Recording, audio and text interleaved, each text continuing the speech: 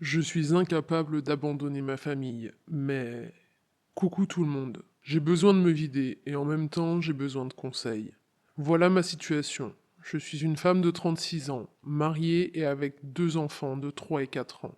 Depuis que mon mari m'a confessé son infidélité, on a décidé d'ouvrir notre couple. Ça fait des mois que je rencontre d'autres hommes, surtout pour assouvir mes fantasmes. Mais depuis un moment, même cela ne me remplit plus. Et en même temps, me fait découvrir que je suis avec l'homme qu'il ne me faut pas. Tout ça dans un contexte où je me questionne aussi si je suis faite pour être maman.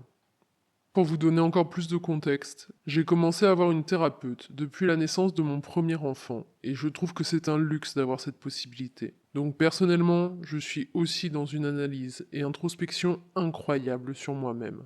Finalement, je me connais mieux, j'essaye de m'aimer et de me parler gentiment.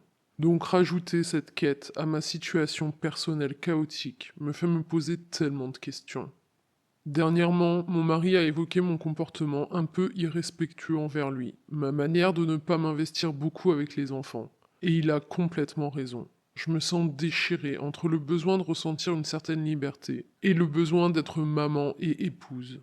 Et c'est là où il m'a demandé si je devrais pas mieux me séparer ou juste partir loin d'eux pendant une période.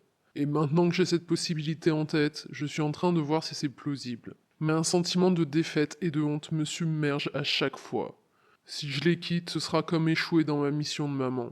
Ils sont trop petits, je ferai quoi toute seule? Je risque de me submerger encore plus dans le désespoir. En plus, économiquement, je suis pas vraiment stable. Je travaille en freelance et dernièrement, je suis pas vraiment au top de ma compétence.